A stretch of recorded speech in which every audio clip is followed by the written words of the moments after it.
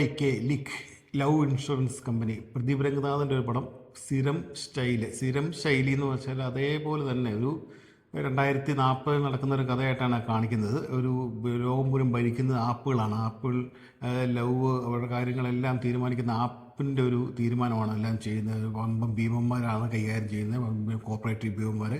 അതാണ് ഒരു കഥയുടെ തീം. പക്ഷേ ലവ് അവർക്ക് തീരുമാനിക്കാൻ പറ്റിയാലും ലവ് രണ്ട് പ്രേമിക്കുന്നവർ മാത്രം തീരുമാനിക്കണം എന്നുള്ളതാണ് കഥയുടെ സാരം. പക്ഷേ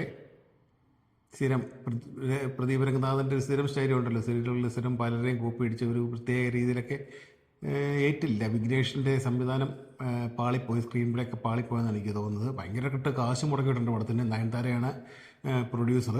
പക്ഷേ ഉദ്ദേശിച്ചൊരു ഫലം കിട്ടിയില്ല. എന്തിനോ തിളയ്ക്കുന്ന സാമ്പാറായി മാറി. അവസാനം എടുത്തു പറയാൻ പറ്റിയതെന്ന് വെച്ചാൽ ആ പടത്തിലൊരു പ്ലസ് പോയിൻ്റ് ഉള്ള എസ് ജെ സൂര്യയാണ്. എസ് ജെ സൂര്യ തകർക്കുവാണ് കയറി പല റോളുകളിലും. പുള്ളി കയ്യിൽ നിന്നിട്ട് തകർക്കുകയാണ് ചെയ്യുന്നത്. പലരും നമുക്ക് തന്നെ അറിയാം പുള്ളി കയ്യിൽ നിന്നിട്ട് എന്ന് വെച്ചാൽ പടം മൊത്തം കയറി പിടിക്കുക എന്നുള്ളത്. എസ് ജെ സൂര്യ കാണാനാണെങ്കിൽ ഒന്ന് പോകാം. പക്ഷേ അല്ലാതെ എനിക്ക് പരാജയം, എനിക്കൊരു തോൽവിയാണ് തോന്നിയത്.